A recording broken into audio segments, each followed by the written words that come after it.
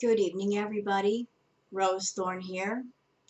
Blessed be to those of you who might be pagan or Wiccan. If you're watching this video and you're not pagan or Wiccan, that's perfectly okay.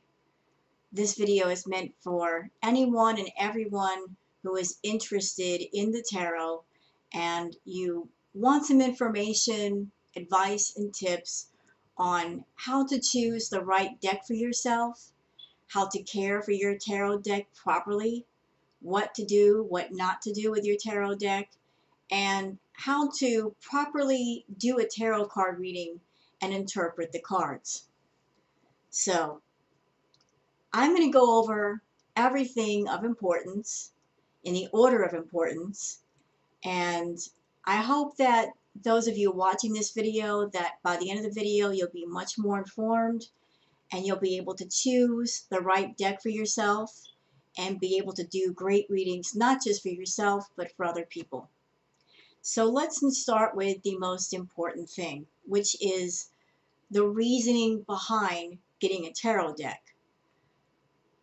If you are someone that you are very curious about the tarot and you're very interested in getting a tarot deck, my question to you is, what is it about the tarot that is making you so interested that you want to buy a deck in the first place? Is it because you are at a point in your life where you have many questions about yourself and your future, and you think the deck can give you answers? If perhaps that's your reasoning for getting a tarot deck, I can tell you that the tarot, it doesn't contain any mystical, magical powers. All that a tarot deck really does is take everything that you already know in the back of your mind and put it in front of your eyes. Everything you already suspect, everything that you already intuitively know in the back of your mind, it puts it in front of your face in the form of pictures on cards, and it forms basically a storyboard. So if you're looking at the cards as being objects of just containing magical, mystical energy, the only energy that the cards contain is the energy that you put on them, whether it's good, bad, in between. They pick up the energy that you put on them and they respond in kind.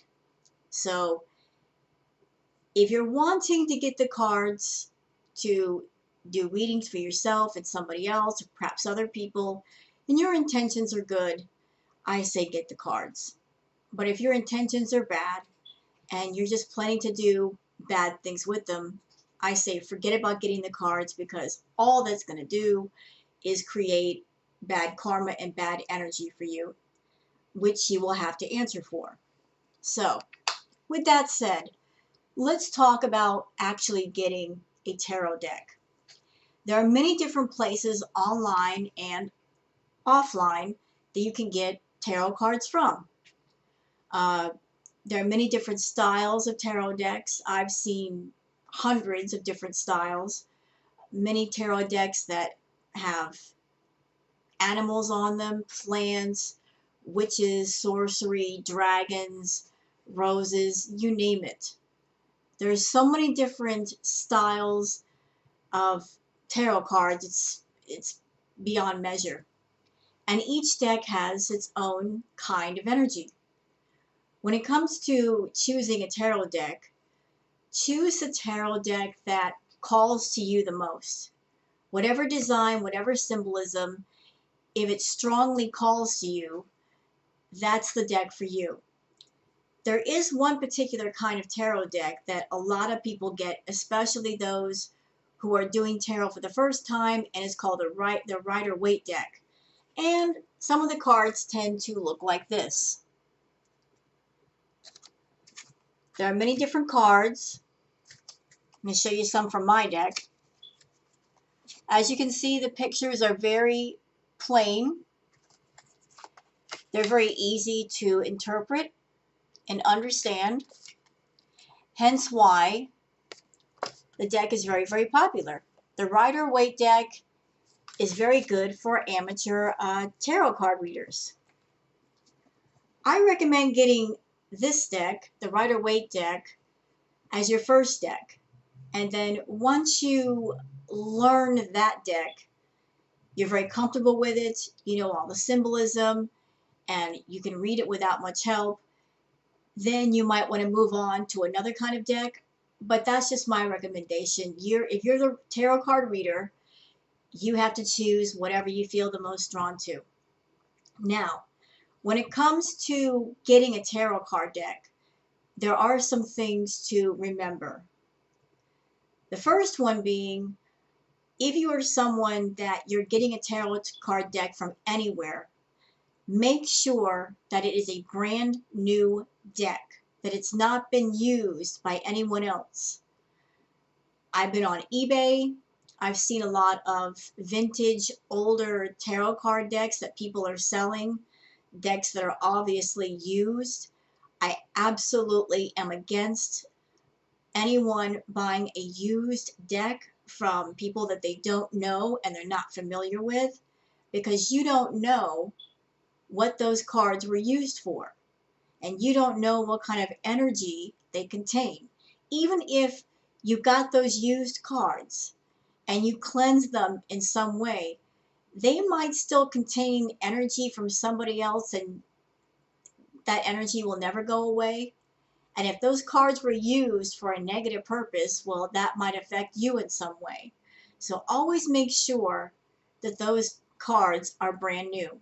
The only exception to that rule is if you receive a deck of tarot cards from a loved one or a relative, and they're just simply passing them on to you, and you know that person, you know the cards have been used for a positive intention with positive purpose, positive energy, like per se your grandmother was a tarot card reader and she's passing the cards on to you, or your mother or your sister, somebody that you love, somebody that you trust, that you know those cards were used in a positive way and they're giving them to you. That is the only exception to the rule. Never accept any kind of used cards from a stranger, because you don't know the energy that's still on them, and that might affect you negatively in some way. Once you get your tarot cards, even if they're brand new and fresh out of the box, make sure to put your energy all over your cards. Right? To do that, just shuffle your cards. Shuffle your cards. Just play with them. Shuffle your cards. Get your energy on them right away. You can also take the time to cleanse your cards, just to make sure that they're fresh. And how do you cleanse your cards? You can use, sprinkle a little cologne on them. You could cleanse them using smudge, sage smoke. Pass them over incense smoke. That cleanses them also. But when you get a brand new deck, make sure that you get your energy on your cards by shuffling them. Do this for a while. Do this before you even do one tarot card reading for anybody. That way the cards are attuned to your energy. So once the cards have your energy all over them, what's next? Well, the obvious answer is to learn about your cards. Invest some time in learning how to do proper readings. There are different websites and different web pages that explain the symbolism on each of your cards. There are also books that you can buy. This is a really excellent one. It's called the Tarot Workbook, Understanding and Using Tarot Symbolism by Emily Peach. And very clear explanation on the different cards, what they mean, dignified and ill-dignified. Ill-dignified means basically backwards. Whatever ill-dignified when it comes to tarot readings is, dignified is the original meaning of the card. Ill-dignified means the opposite meaning. So let's just say if I was doing a tarot card reading and this card came up, that's dignified. But if I do another reading and it turns this way, that means whatever the card normally means, it's just the opposite. So, learn about your cards. Learn what each card normally means. Become familiar with them. You know, investing time in learning is never time wasted. Take your time learning about your cards. Don't be nervous. You got all the time in the world. As you're learning about your cards, there are also some things to remember about the care of your cards. And one of the things that you should always remember is to keep them out of the reach of others. Keep them in a very protective, safe place. Depending on your living situation, if you're living alone, if you're living with other people, even if you're living alone, I wouldn't recommend having your cards out in the open where anybody can touch them, anybody can see them. A lot of people tend to put their cards in small velvet bags. If you don't happen to have a velvet bag or container to put your cards in, wrapping them in a cloth of some sort, that works too. So between readings, between playing around with your cards, between holding them, take your cards and put them in a safe place. Wrap them up in a cloth and put them in a place where nobody else can get to them. And that way, there's very little chance that anybody else's energy can get on the cards, that they won't get damaged, and they won't get messed up. There's also such a thing as tarot card etiquette. And tarot card etiquette says that if you are someone and you see another tarot card reader and their deck is out in the open, you should never touch another person's tarot card deck without their permission, without their consent. If you're going to touch it, you should let them touch it first, shuffle around with it, and then maybe you can. But tarot cards, they're not Barbie dolls to be played around with. They're meant for readings. So never ever touch someone else's tarot card deck. Also, under that same guidelines, if you have a tarot card deck, it would be a really bad idea to lend out your cards to another person. If somebody approaches you and says, "Oh, can I borrow your card to do readings?" Tell them no. Bad idea. You do not lend out your tarot card deck to anybody for any reason. If they want a reading, then you do the reading for them, but you don't simply lend out your cards to another person because you don't know what's going to happen to your cards when you're away from them. Tarot cards are very personal. Again, they are attuned to your energy, and therefore they should be kept close to you and no one else. I want to talk about doing readings for a minute. When you do readings for another person, you should only do readings when you are in a calm, relaxed state of mind. You should never do readings when you are tired, when you are sick, when you are upset, when you are intoxicated in any way or under the influence of any drugs or alcohol, because any and all of that could affect the reading. Likewise, if the person that wants the reading from you, that you're doing the reading for, if they are anything but calm, it would be a bad idea to give them a reading. If they are really, really upset, if they're crying, if they're angry, if they're hysterical, if they're drunk, if they're drugged up, if they're exhausted, the reading is not going to be a good one. You're going to get a lot of bad cards in that reading, or you're going to have a reading that's all muddled up because the energy is all muddled up. Only do readings when you're completely calm, when you're relaxed, when you have energy, and the person that you're doing the reading for, they're in a calm state of mind, and the energy is calm in itself, and that way the cards can give the best readings for you and the person you're doing the readings for. Let's talk about keeping the cards clean. It's very important to keep your tarot cards clean. You should keep your cards clean between readings. You should cleanse them often. As I said, the way you cleanse the cards is by incense smoke, smudging them, sprinkling some alcohol on them. It's important to keep the cards clean as much as possible, because if you're doing reading after reading and different hands are touching the cards, all of those different people with their different energy gets on the cards, and then the cards get confused. So if you do a reading for somebody, clean yourself before the reading, clean your cards, wait a few minutes, then do the reading.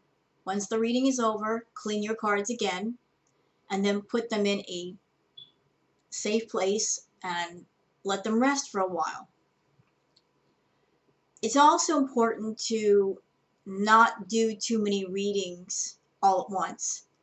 Don't do multiple readings back to back to back, because if you're not allowing a rest period between each reading, the cards are going to get tired, just like a person does, and you're going to get all kinds of mixed up readings. You don't know what's where. You'll know intuitively when your cards are tired and you need to leave them alone. If you're doing a reading and everything is all jumbled up, the best thing to do is just cleanse the cards, put them away, wait a day or two, and then try again. By then, everything should be fine. And when you do readings, it's standard practice to do the readings on some kind of cloth. It could be a beach towel, could be a special kind of cloth for tarot card readings. You don't have to buy a special cloth for tarot card readings unless you want to. Just as long as it's a cloth spread out over a flat surface, because again, the area where you're doing the reading, you don't want the energy of that surface on your cards, so putting down a cloth keeps that energy off of them. So put down some kind of cloth, then do your spread. Now, let's talk about the cards themselves and the symbolism. There are some cards that tend to scare the heck out of people, and I'm going to go over some of those cards. Tarot cards are all about symbolism, and when you look at a card initially and you see the meaning on the card, just understand that the meaning can be completely different in a spread, depending on where the card is placed and in what order. Like, let's see, I'm looking for one particular card that scares everybody to death once they see it. They just, see here. So there is a card. Basically, it's the death card. Everybody gets scared with the death card. Here's another one.